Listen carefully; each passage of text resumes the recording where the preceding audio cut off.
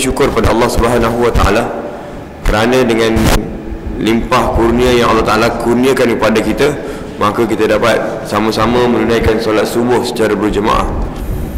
Dan sebagaimana yang kita tahu, solat subuh secara berjemaah ni fadilahnya sangat besar, yang mana menyerupai solat qiyamul lail. Okey. Jadi cerita pasal qiyamul lail ni saya teringat satu kisah. Satu hari tu saya diminta untuk jadi imam lah, konon-kononnya solat qiyamul lail. Jadi bila saya jadi imam masa tu, saya dapati ada seorang hamba Allah ni memang dia follow lah daripada awal sampai habis. Jadi maknanya siap dengan witirnya, siap dengan zikir, siap dengan doa, apa semua sekali. Bila sampai waktu subuh masuk je, dia pun pergi toilet. Jadi saya pun tunggulah dia sampai habis urusan dia di toilet. Tunggu tak keluar.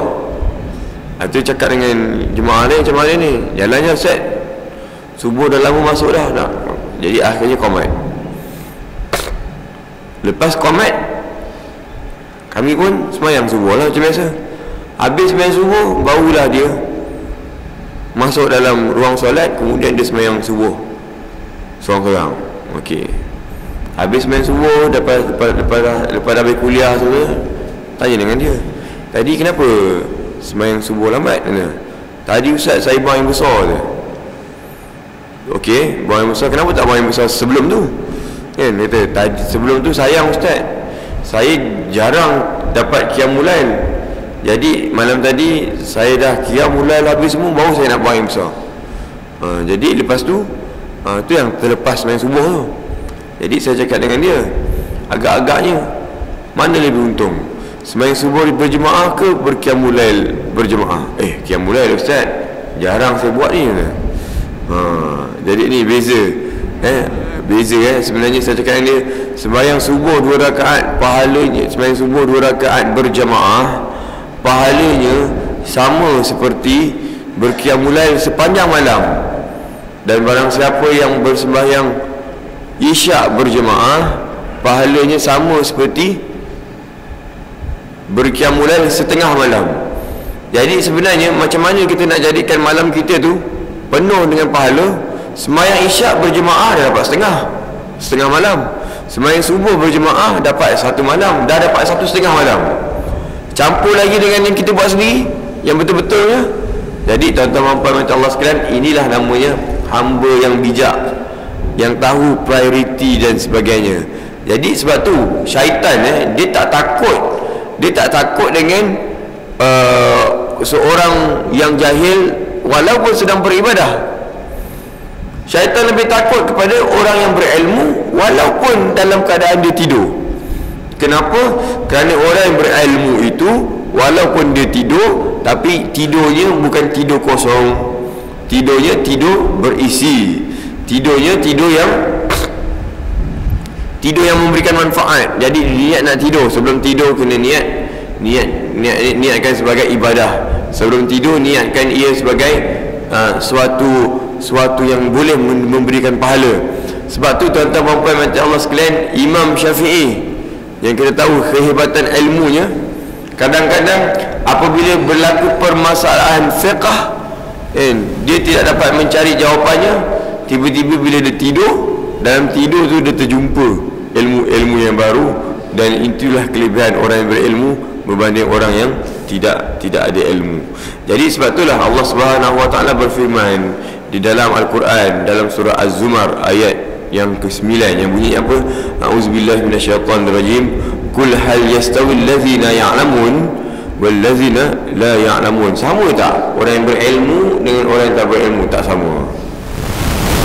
Memang tak sama.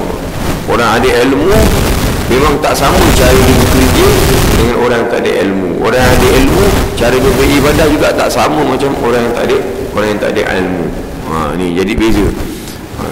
Lepas tu dalam Quran juga disebut dalam surah Al-Mujadalah yang berbunyi yarfa'illahu allazina amanu minkum wallazina utul ilma darajat. Okey, Allah Ta'ala mengangkat darjat orang-orang yang beriman dan juga orang-orang yang mempunyai ilmu dengan beberapa darajat. Okey, kita dengar beberapa darajat. Dulu sebelum ni bila saya baca ayat ni, Allah akan tingkatkan kita punya kedudukan kalau kita ada ilmu dengan beberapa darajat. Beberapa darajat maknanya ingatkan darajat lah. Tapi sebenarnya martabat darajat yang Allah Ta'ala tentukan sebenarnya, satu darjat pergi ke satu darjat tu jauhnya lebih jauh daripada langit dan bumi. Okey, dengan langit dan bumi okey lagi, biasa lagi. Tuan-tuan puan-puan macam Allah sekalian, hari ni jarak antara langit dengan bumi berapa jauh? Kita tak tahu tuan-tuan. Syekh Nuruddin kata perbezaan ini, darjat ini antara orang berilmu dengan orang tak berilmu, darjat dia lebih tinggi dari lebih satu darjat tu lebih jauh, lebih hebat daripada perbezaan antara langit dengan bumi. Langit dengan bumi tu hari ini kita berada di Kuala Lumpur. Kuala Lumpur ni sebahagian kecil daripada Semenanjung Malaysia. Semenanjung Malaysia ni sebahagian kecil daripada Asia Tenggara. Asia Tenggara ni sebahagian kecil daripada Asia. Asia ni sebahagian kecil daripada bumi. Bumi ini hanyalah salah satu di antara planet-planet yang mengelilingi matahari, dan matahari itu adalah salah satu di antara bintang-bintang yang ada di dalam Bima Sakti, dan Bima Sakti itu adalah salah satu di antara jutaan bima-bima yang lain, dan jutaan bima-bima itu baru berada di dalam satu langit.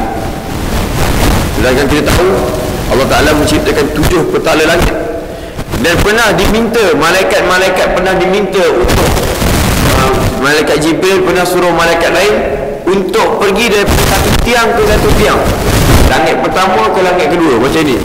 Di satu tiang contoh saf pertama, saf kedua kan. Jadi malaikat tu diminta untuk pergi daripada tiang langit pertama menuju ke tiang langit kedua. Dan malaikat kita tahu diciptakan daripada cahaya. Dia mampu untuk terbang dengan begitu laju dan pantas, lebih laju daripada kelipan mata kita. Jadi malaikat itu telah terbang selama 20,000 tahun untuk daripada satu tiang tu pergi ke satu tiang. 20,000 tahun tak sampai juga. Akhirnya malaikat itu cakap dengan Jibril, "Wahai Jibril, aku dah terbang 20,000 tahun dah, tetap tak sampai lagi dari satu tiang ke satu tiang." Maka Jibril kata, "Okey, kalau macam tu kita tambah lagi horsepower, tambah lagi sisi enjin itu, tambahkan lagi sayap dan kepak supaya boleh terbang dengan lebih laju." Dan akhirnya malaikat itu terbang 30,000 tahun lagi. Tadi 20,000, ini digandakan 2 kali ganda, 3 kali ganda kelajuan, tetap tak sampai lagi walaupun telah terbang selama 30,000 tahun.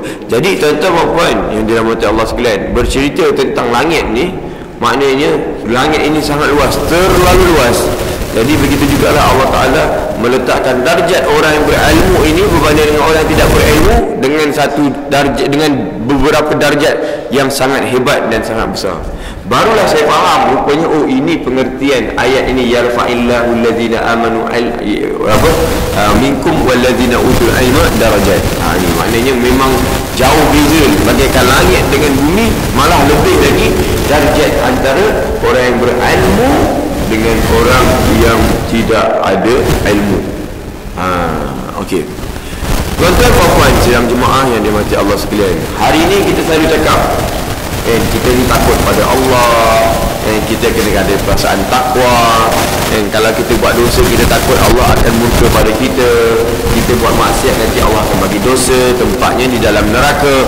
Ini semua adalah tanda-tanda yang kita takut kepada Allah Subhanahu wa Ta'ala.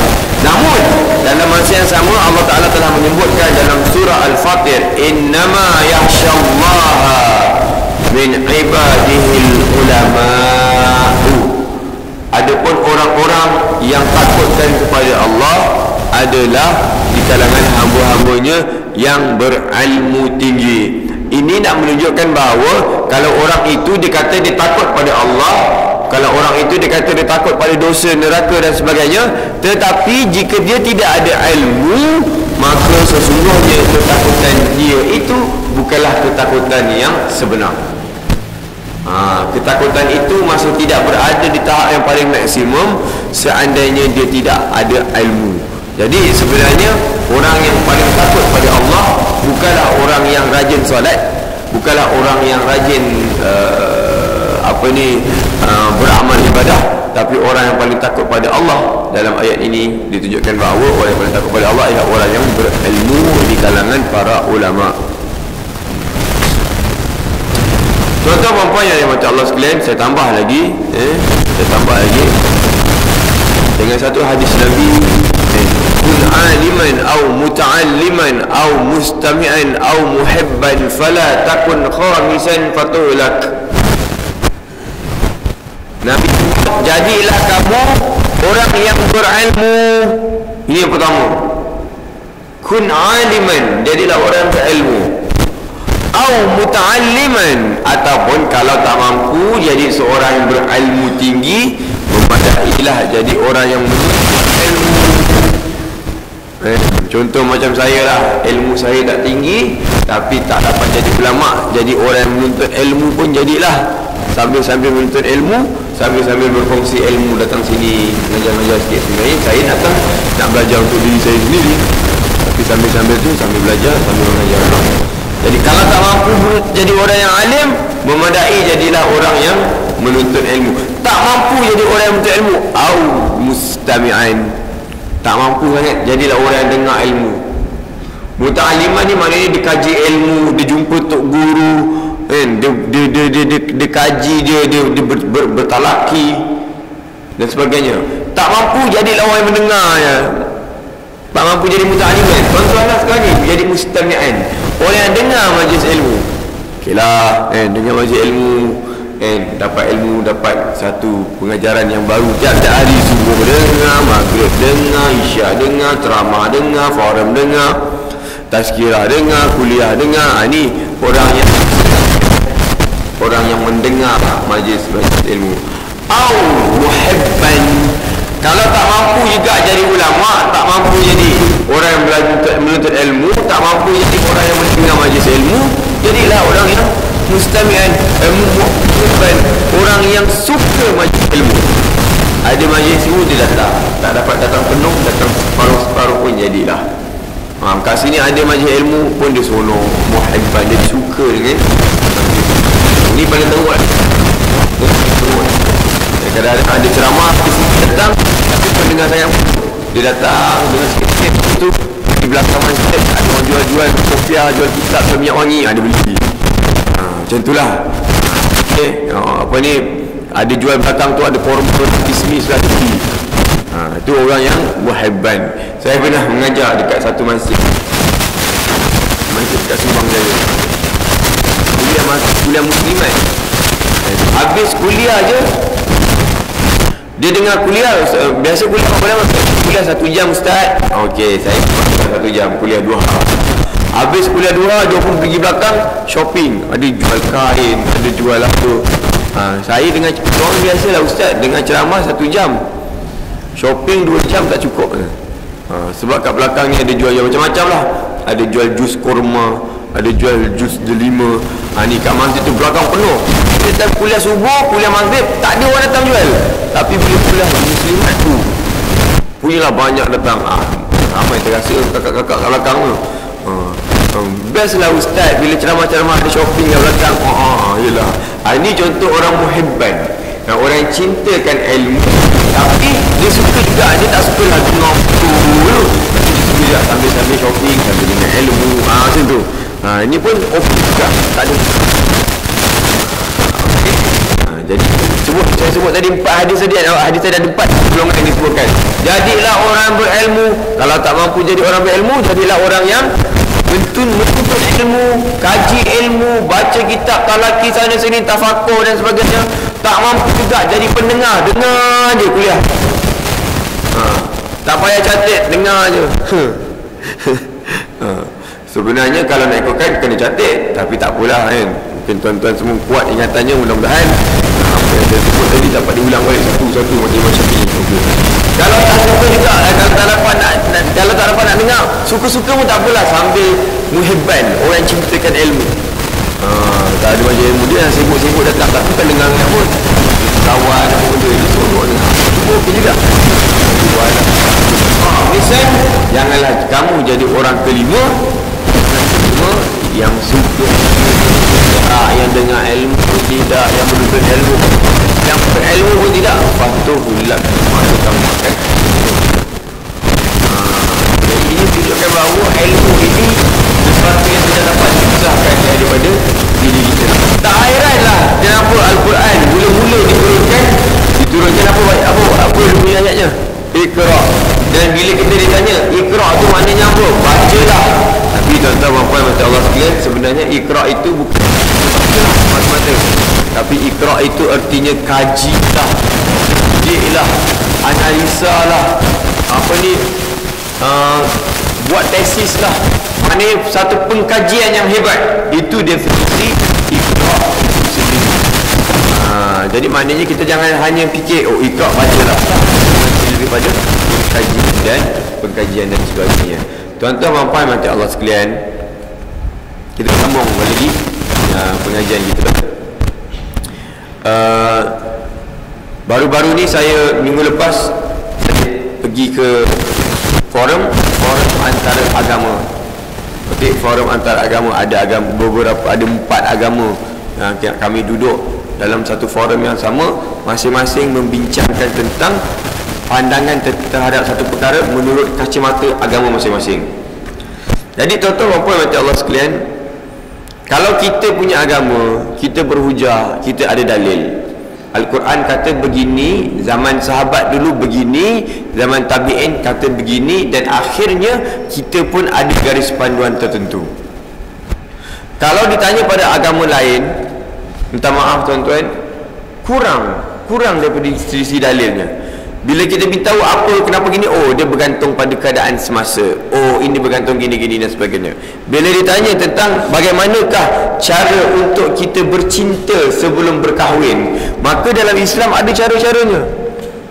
Tidak boleh berpegang tangan, tidak boleh mendedahkan aurat, tidak boleh bersekedudukan. Lepas tu kita cakap wala taqrabuz zina, jangan hampiri zina. Bukan jangan zina, tapi jangan hampiri zina. Jadi sebab lelaki dengan perempuan bagaikan cas magnet, kutub utara dengan kutub selatan, bagaikan elektrik yang positif dengan negatif. Jadi mudah berlaku bila tersentuh dan sebagainya, mudah tersyahwat dan sebagainya. Akhirnya kita nak elakkan daripada zina, maka kita terus larang. Bukan kerana kita tak suka perempuan ataupun perempuan tak suka lelaki, tapi hanya lelaki tertentu saja yang boleh menyentuh perempuan. Hebatnya orang perempuan ni, bukan sebarang-sebarang orang boleh sentuh dia. Jangankan rogol, jangankan peluk, sentuh pun jangan, sentuh pun tidak. Itulah kelebihan agama kita. Tapi agama lain, minta maaf tuan-tuan, saya terpaksa cakap, mereka bercakap atas dasar bergantung pada suasana, ini budaya itu di sini dan sebagainya. Agama Buddha di Taiwan fahamannya begini, tak boleh boleh bersekedudukan, tapi di Malaysia tak boleh sebab faktor-faktor lokaliti dan sebagainya.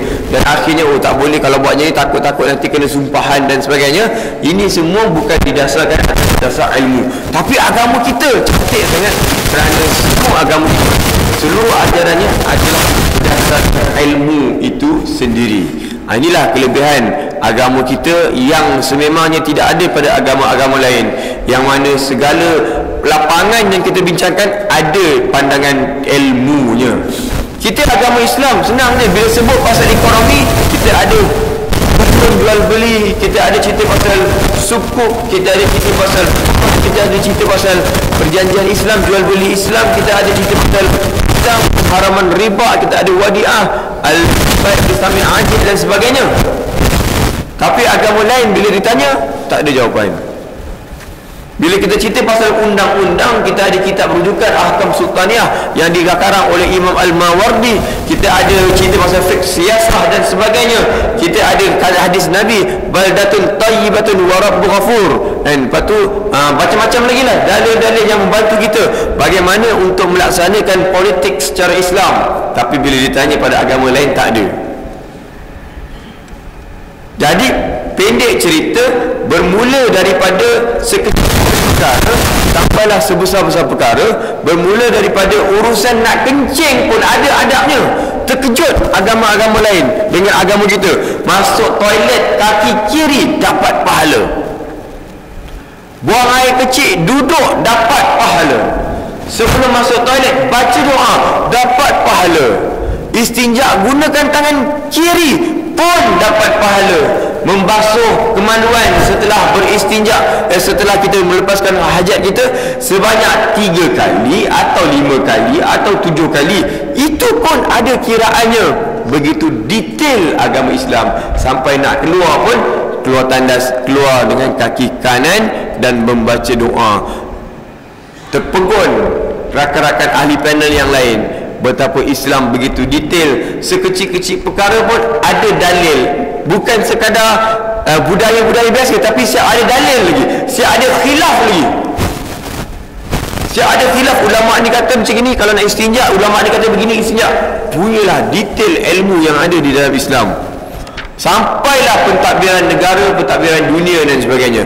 Ini menunjukkan Islam cantik sangat, ilmu banyak sangat dalam Islam. Tapi sedangkan agama-agama lain, maaf tuan-tuan, kesian, tidak ada rujukan. Sampai kadang-kadang mereka terpaksa merujuk pada Islam. Bagaimanakah cara Islam mengajar dan sebagainya. Ni saya sambung lagi sikit cerita pasal ilmu ni tuan-tuan. Wa man salaka tariqan yaltamisu fihi ilman sahhalallahu lahu tariqan ila jannah. Siapa yang bersusah payah nak menuntut ilmu, Allah Ta'ala akan mudahkan jalan dia untuk masuk dalam syurga. Seronok betul. Masuk syurga senang ke susah tuan-tuan? Masuk syurga tu susah tuan-tuan, tapi dia jadi mudah apabila kita bersusah payah. Kalau nak belajar, kita tengok anak-anak kita nak belajar, duit tak cukup. Kadang-kadang nak belajar rumah buruk, kadang nak belajar itu belajar yang dekat Mesir, belajar kat Syria tu baru belajar separuh jalan dah kena balik, negara perang dan sebagainya.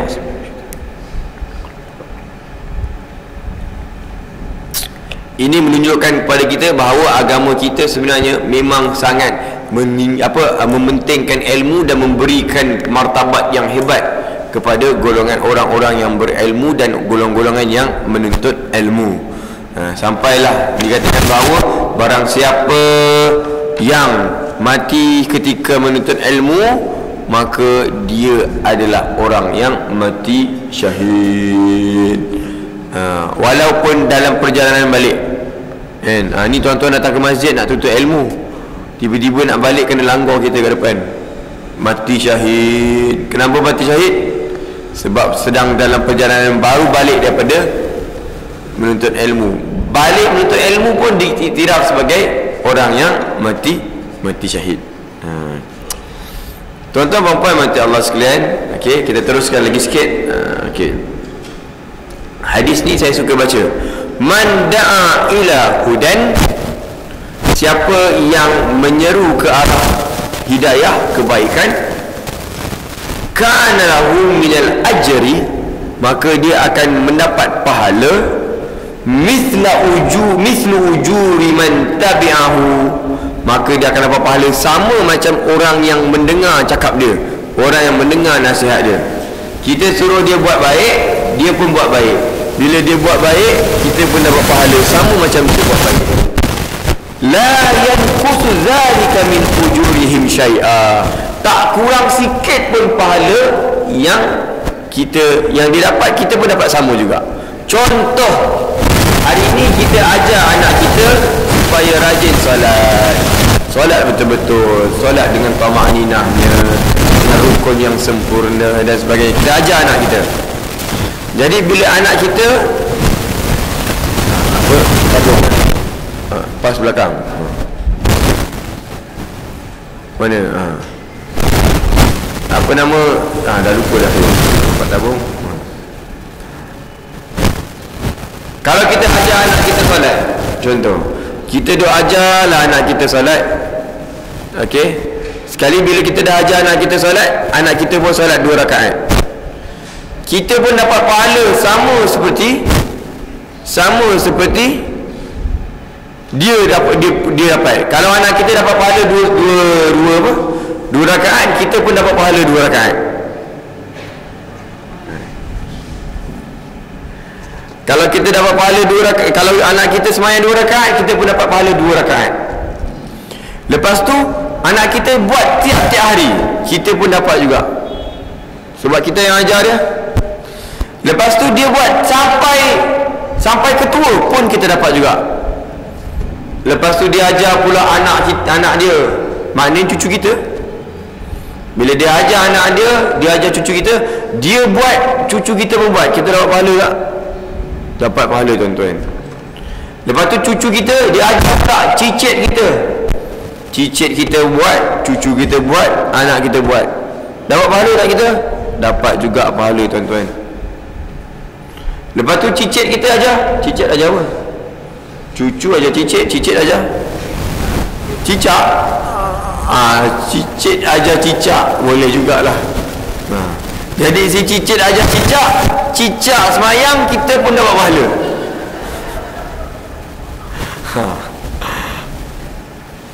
Jadi maknanya ini direct selling MLM Islam, yang mana orang-orang kafir dia telah mengkaji perkara ni, maka mereka pun tiru, jadikan dalam bentuk bisnes pula.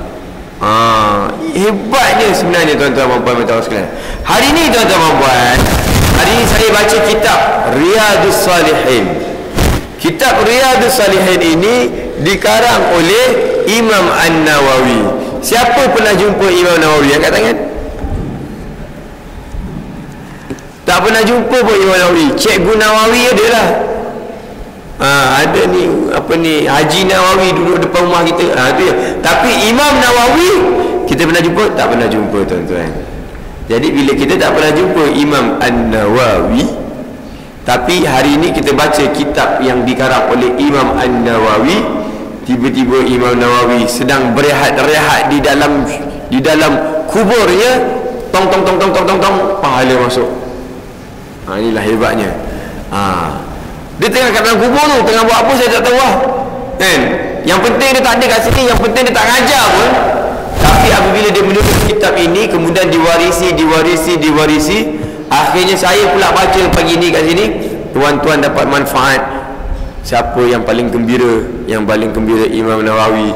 Dia tak payah ngajar, tak payah susah-susah bangun pagi datang sini, tak payah bersusah payah start engine, nak masuk, nak cari parking dan sebagainya, nak mengajar tuan-tuan. Cukup dia buat kitab ni, kemudian dicetak dah beribu tahun dah, sampai sekarang. Bila saya baca kitab yang dikarang oleh Imam Nawawi ini, Imam Nawawi dapat pahala.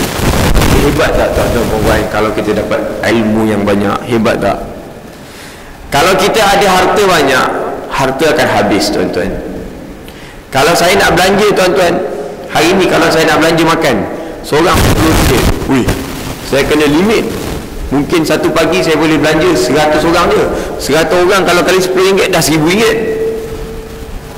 Tapi kalau saya nak belanja ilmu tuan-tuan puan-puan, saya tak perlu risau pun. Ada 100, ada 1000, berapa. Lagi ramai lagi suka. Ustaz, ramai datang ni, baguslah. Bukan Ustaz, kalau ramai datang ni tak habis ke ilmu Ustaz? Ustaz nak bagi semua orang, tak habis. Ini kelebihan ilmu, tak akan habis ilmu. Lagipun imam apa Sayyidina Ali kata apa? Al-ilmu yazidu bil infaq wal mal yanqusu bil infaq. Ilmu ini kelebihannya, dia lagi dibelanja, lagi dibagi pada orang, lagi banyak ilmu yang kita dapat, lagi banyak ilmu, bertambah ilmu kita. Seorang tok guru, dia ajar ilmu silat, dia ajar, makin meningkat skill dia. Kita ajar orang macam mana nak bawa kereta bagus, makin kita ajar orang, makin banyak ilmu kita. Kakak ajar orang masak asam pedas, Lagi banyak orang dia ajar maths ini, lagi banyak pengalaman dia, lagi tinggi ilmu asam pedas dia, keasam pedasannya. Tu. Jadi ilmu ni hebat, dia terbalik. Kalau ilmu banding dengan harta, bukan nak kata harta tak bagus, bagus. Tapi ilmu ni dia memelihara kita, sedangkan harta kita nak kena jaga dia. Perasan tak? Kalau kita ada banyak kereta, kita nak kena uruskan kereta, nak kena uruskan road tax dia, nak kena uruskan insurans dia, nak kena jaga kat mana parking, tak boleh parking jauh-jauh, kena parking dekat-dekat, tak boleh terdedah, kena pasang alarm dan sebagainya. Nak selamat lagi kena pasang kunci. Barulah kereta itu terjaga. Siapa jaga kereta? Kita jaga kereta. Tapi kalau ada ilmu, ilmu tu yang jaga kita. Pernah tak kita jaga ilmu? Tak pernah. Tak payah nak jaga ilmu. Ilmu yang jaga kita. Ilmu yang menjaga kita. Kita duk risau kereta kena curi. Orang kalau ilmu boleh dicuri? Tak boleh.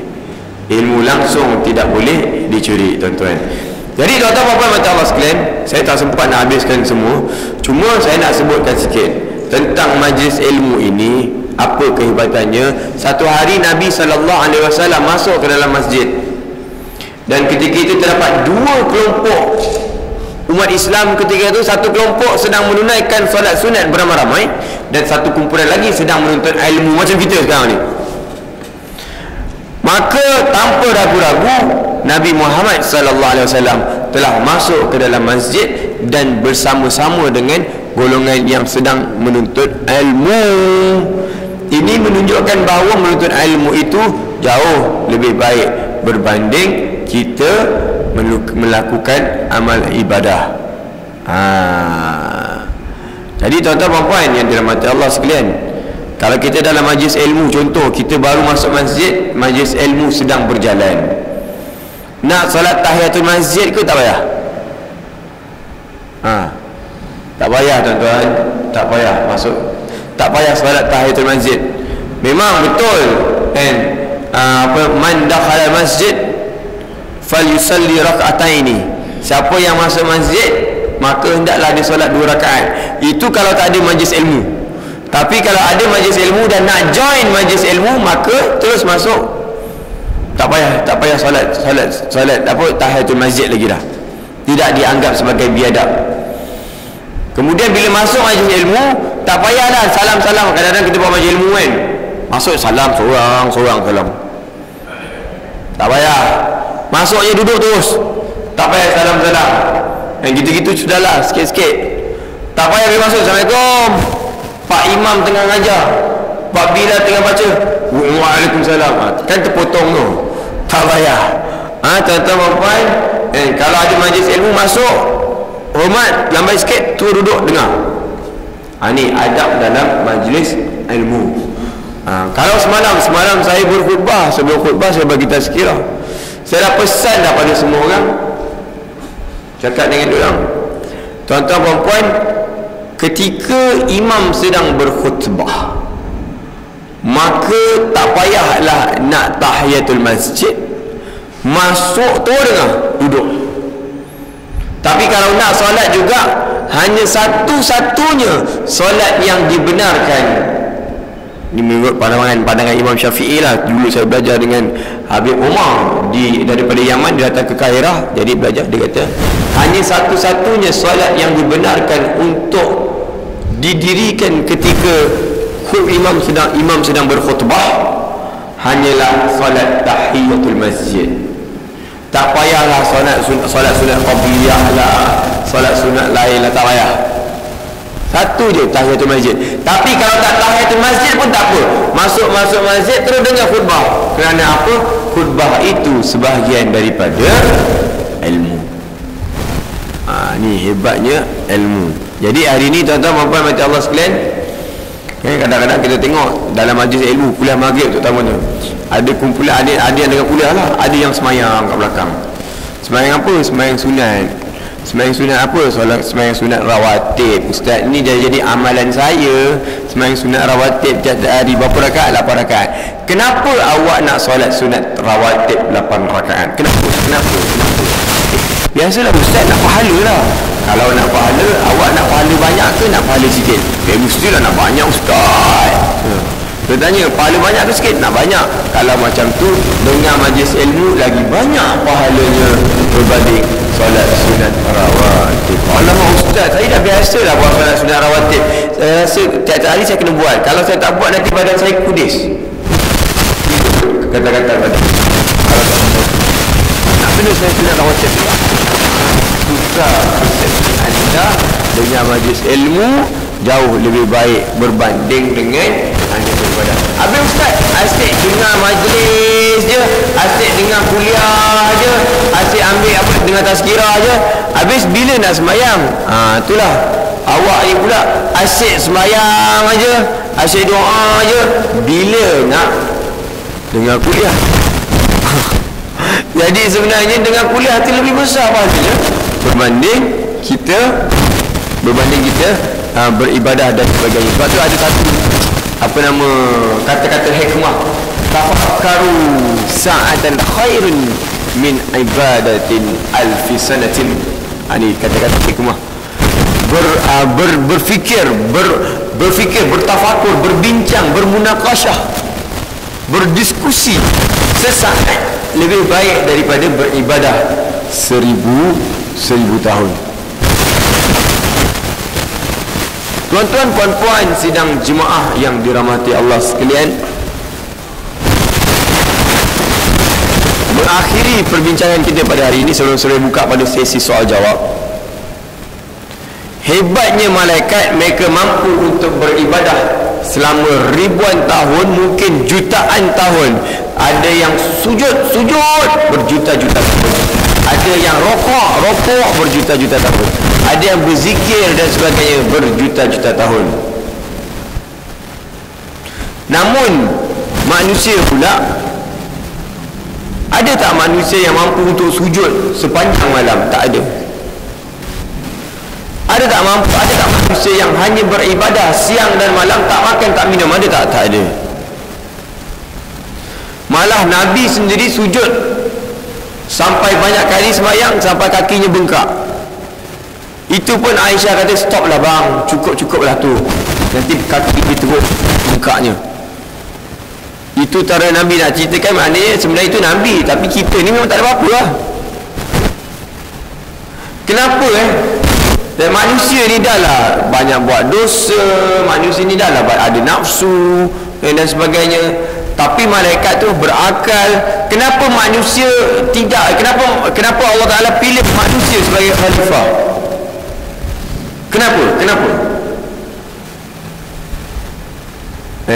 Wa idh qala rabbuka lil malaikati inni ja'ilun fil ardi khalifah. Dan berkatalah Tuhan kamu kepada para malaikat, aku telah menjadikan manusia itu sebagai khalifah. Qalu ataj'alu fiha man yufsidu fiha. Kenapa engkau ya Allah telah menjadikan manusia yang akan merosakkan muka bumi itu sebagai khalifah? Wa yasfiku dima', dan akan menumpahkan darah. Wa nahnu nusabbihu bihamdika wa nuqaddisu lak. Sedangkan kami malaikat sentiasa bertasbih, bertahmid kepadamu. Wa nuqaddisu lak, dan kami membesarkan kamu. Qala inni a'lamu ma la ta'lamun. Allah Ta'ala berfirman, aku tahu apa yang kamu tak tahu. Rupa-rupanya kata tuan-tuan sidang jemaah yang dirahmati Allah sekalian, kenapa malaikat yang diciptakan daripada cahaya jauh lebih hebat berbanding manusia? Kenapa malaikat yang diciptakan juta-jutaan tahun lebih dahulu berbanding manusia? Kenapa malaikat yang tidak pernah berdusta hanya melakukan ketaatan berbanding dengan manusia, tapi malaikat tidak dilantik menjadi khalifah? Kerana manusia itu walaupun baru dicipta, hanya dicipta dari tanah, manusia itu hanyalah ciptaan baru, tapi diperintahkan untuk semua malaikat sujud kepada Adam. Kenapa? Kerana Adam mempunyai ilmu yang tinggi. Inilah kelebihan yang ada pada manusia. Hebatnya manusia berbanding malaikat, hebatnya manusia berbanding dengan makhluk-makhluk yang lain. Kerana apa? Kerana manusia itu ada ilmu. Wa 'allama Adam al-asma'a kullaha thumma 'aradahum 'ala al-malaikati faqala anbi'uni bi asma'i ha'ula'i in kuntum shadiqin. Kan akhirnya apa ni, bila Nabi Adam diajar tentang semua ilmu-ilmu yang ada di dalam syurga, maka Nabi Adam dapat menerangkan segala perkara yang ada dalam syurga. Ini laut, ini bumi, ini langit, ini air, ini apa, air laut masin, air tasik tawar dan sebagainya. Apa hikmah di sebalik kejadian-kejadian yang benda tu semua malaikat tak boleh terangkan, manusia yang baru dicipta Adam dapat terangkan. Maka ketika itu qalu subhanaka la ilma lana illa ma 'allamtana innaka antal alimul hakim. Malaikat surrender, subhanaka, maha suci Engkau ya Allah, la ilma lana, kami tak ada ilmu, illa ma 'allamtana, melainkan ilmu yang Kau ajarkan kepada kami. Innaka antal alimul hakim, sesungguhnya Engkau Tuhan yang maha mengetahui lagi maha bijaksana. Inilah hebatnya malaikat pun surrender, tak tahu, tak sepandai kita. Rupanya kita dengan malaikat, kita jauh lebih berilmu berbanding malaikat itu sendiri. Maka jangan jatuhkan status dan juga kedudukan sebagai seorang manusia dengan menjadi orang yang jahil, dengan menjadikan nafsu sebagai raja kita. Jadi saya rasa cukup sekadar tu. Kalau ada soalan tuan-tuan dan puan, kalau ada soalan, tak kisah nak tanya apa-apa pun boleh, asalkan soalan. Jangan bagi ceramah pula, ustaz saya nak bagi pandangan sikit. Pandangan adalah bagi ceramah. Saya tak kisah, takut orang lain marah. Saya okey je. Kalau ada soalan dan soalan tersebut tak mesti kena-mengena dengan tajuk kita. Nak tanya pasal apa-apa pun boleh. Nak tanya pasal apa dah? Pasal GST lagi. Nak tanya pasal apa pun boleh. Tak kisah tuan-tuan. Silakan. Kakak-kakak kat belakang tu aktif-aktif. Tanyalah apa-apa. Tanyalah apa-apa. Soalan-soalan kecil. Soalan tengik-bengik pun tak apa. Yang lelaki hebat dah semua. Pandai lah. Tanya je lah apa-apa. Tanya Pak Husin, tanya Pak Husin, tanya apa-apa. Ya kak, nak tanya? Saya tak tanya. Nampak macam angkat tangan. Oh dia nak garu. Ya silakan.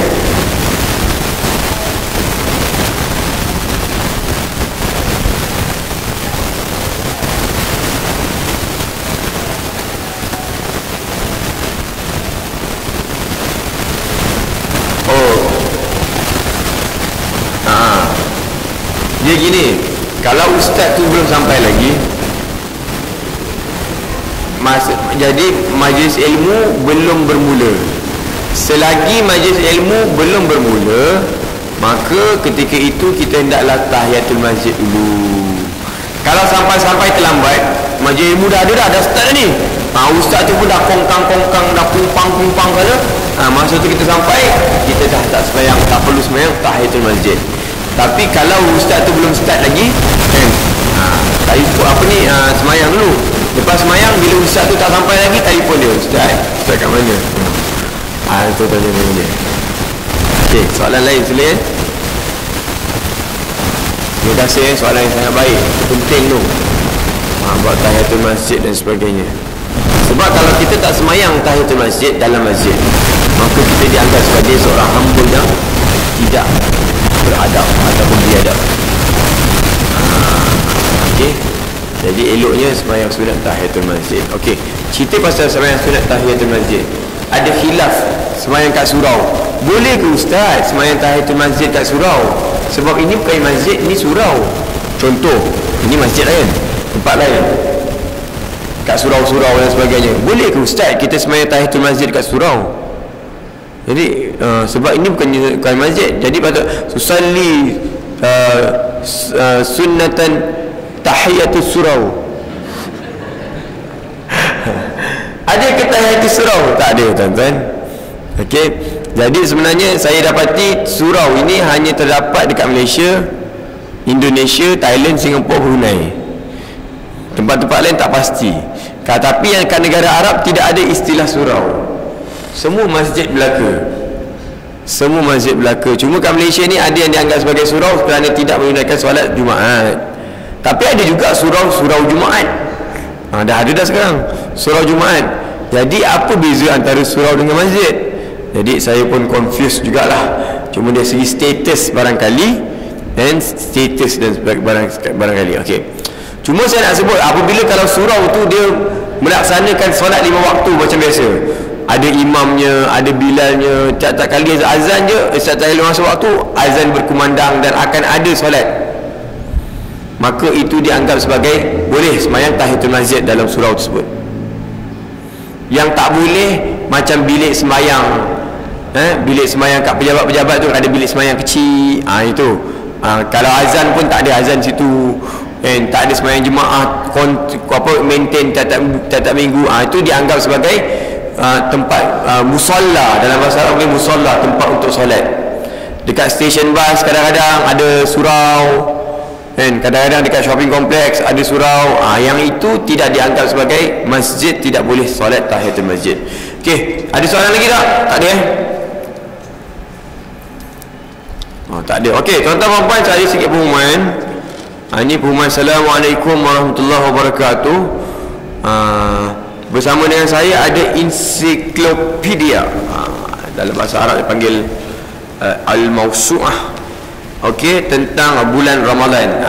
Bulan Ramadan tak sampai sebulan lagi. Jadi buku ini ada menceritakan tentang perkara-perkara yang berkaitan dengan bulan Ramadan itu sendiri. Jadi eloklah dapatkan buku ini. Kandungan buku ini, yang pertama, buku ini berwarna dan mengandungi lebih 100 foto para ulama seluruh dunia dan lain-lain. Disertai jadual pengiraan fidyah untuk memudahkan bayar fidyah. Ini soalan famous ni. Tiap-tiap tahun mesti ada telefon saya, mesti ada WhatsApp saya, ustaz nak tanya pasal fidyah, ustaz saya gini-gini. Okey, ni beli buku ni, insya-Allah ada panduan pengiraan fidyah. Okey, tak payah tanya-tanya lagi dah. Mengandungi 100 persoalan puasa. Tanya, apa hukum terkentut dalam air? Ustaz saya ni, kalau kita puasa, kita terkentut, batal tak puasa? Pernah juga tanya, jenuh nak puasa, satu hari nak ambil wuduk, satu hari suntuk. Lepas tu himpunan sejarah dan peperangan dalam bulan Ramadan. Perang apa bulan Ramadan? Perang Badar, lagi perang apa? Perang lupa dah. Tabuk Tabuk ke Khandak? Tak ingat saya lah. Khandak. Ya. Okey, kemudian tak ingat kan? Tak ingat kena beli buku ni. Disusun mengikut abjad tarbiyah dan hukum hakam Ramadan, persediaan umum sebelum menyambut Ramadan. Harga ni special tuan-tuan dan puan. Kalau pergi kat kedai harganya RM100 tertera. Kalau Sabah Sarawak 120. Tapi hari ni beli dengan siapa? Mana yang tukang bawa ni? Hilang dah. Tu belakang sana. Yang pakai baju coklat.